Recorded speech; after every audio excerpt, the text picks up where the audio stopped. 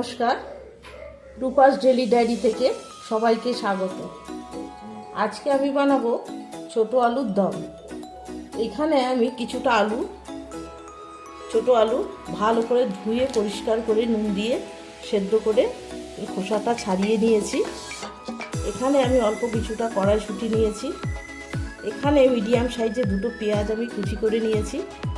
দুটো টমেটো আমি গ্রেট করে নিয়েছি কিছু মশলা, 1 চামচ ধনে গুঁড়ো, 1 চামচ জিরে গুঁড়ো, কাশ্মীরি লঙ্কা গুঁড়ো অল্প একটু, আর পরিমাণ মতন হলুদ। আর ফোড়নের জন্য নিয়েছি একটা তেজপাতা, গোটা জিরে আর দুটো শুকনো লঙ্কা। বন্ধুরা, আমার রান্নার কিছু দিতে দেরি হয়ে গেল। আমি ছিলাম না, কিছুদিন বাইরে গেছিলাম বেড়াতে, তার জন্য আমার রান্নাগুলো দিতে দেরি হয়ে গেছে।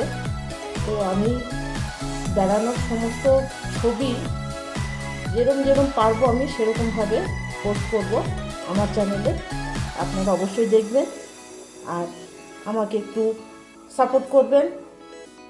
তো চলুন আমি রান্নাটা কিভাবে করি আপনারা দেখতে থাকুন। আমি এখানে একটা কড়াই বসিয়ে দিয়েছি, কড়াইটা গরম হয়ে গেছে। এখন আমি কড়াইতে দিয়ে দেব সর্ষের তেল। আপনারা চাইলে সাদা তেলেও করতে পারেন, আমি এটা সর্ষের তেলেই করব।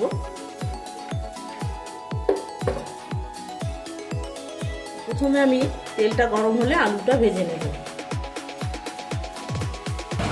তেলটা গরম হয়ে গেছে, আলুগুলো এখন আমি ভেজে নেব।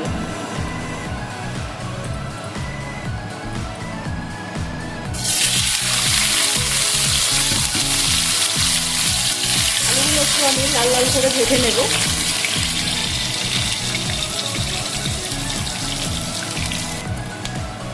আলুটা আমি ভালো করে ভেজে নিয়েছি লাল লাল করে। এখন আলুটা আমি তুলে নিচ্ছি।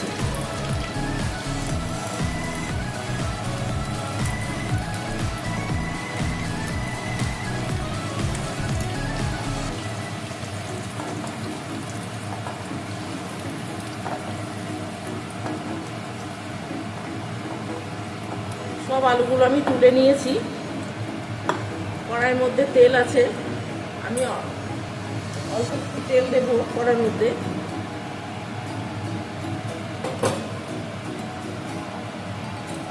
এবার আমি ফোড়নটা দিয়ে দিচ্ছি। ফোড়নটা একটু নাড়াচাড়া করে নেব।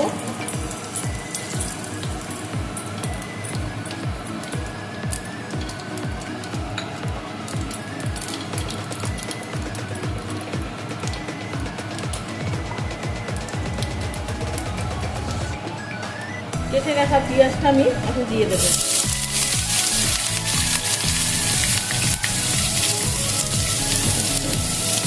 পেঁয়াজটা আমি একটু লাল লাল করে ভেজে নেব।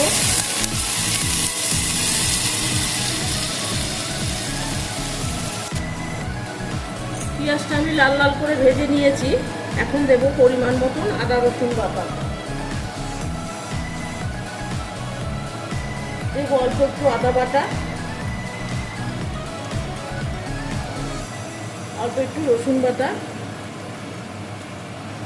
দিয়ে আমি মশলাটাকে কিছুক্ষণ সময় আর একটু ভেজে নেব, যাতে কাঁচা গন্ধটা না থাকে।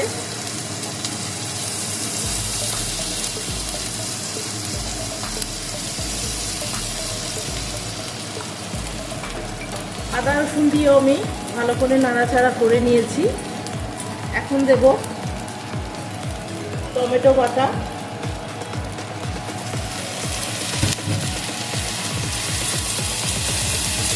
এখন দেব পরিমাণ মতো নুন,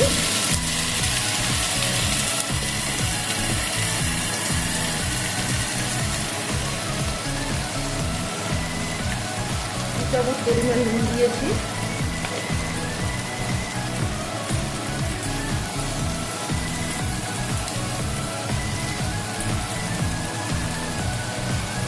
আমি যে মশলাগুলো নিয়েছিলাম মশলাগুলো এখন দিয়ে দেব।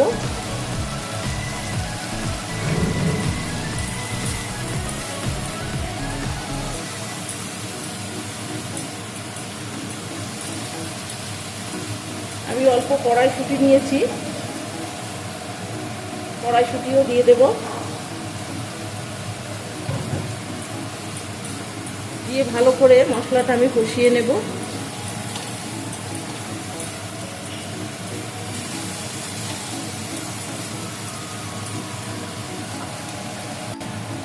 দেব অল্প পরিমাণ চিনি,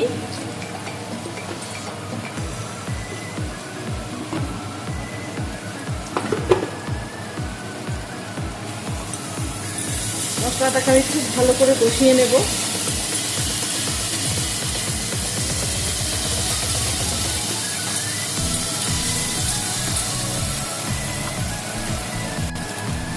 মশলাটা আমি খুব ভালো করে কষিয়ে নিয়েছি, মশলা থেকে তেল ছেড়ে দিয়েছে।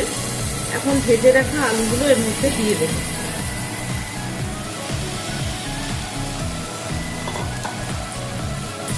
দিয়ে আমি একটু নাড়াচাড়া করে নেব, তারপরে পরিমাণ মতন জল দেব।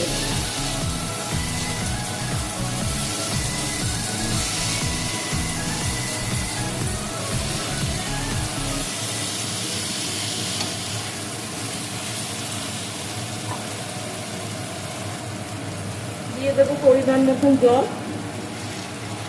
জল খুব বেশি দেব না, কারণ আলুটা সেদ্ধ আছে।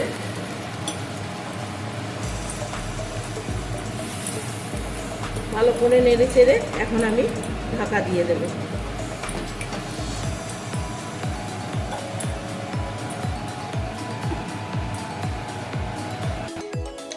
ঢাকাটা খুলে দেখব, আমার আলুর দমটা কিন্তু রেডি হয়ে গেছে। এখন আমি অল্প একটু গরম মশলা উপর থেকে দিয়ে দেব, আর একটু ধনেপাতা, অল্প একটু ধনেপাতা দিয়ে একটু নামিয়ে নেব। আজকের ছোট আলুর দম রেসিপি আপনাদের কেমন লাগলো অবশ্যই জানাবেন। লাইক কমেন্ট শেয়ার করবেন। আজকের মতো টাটা।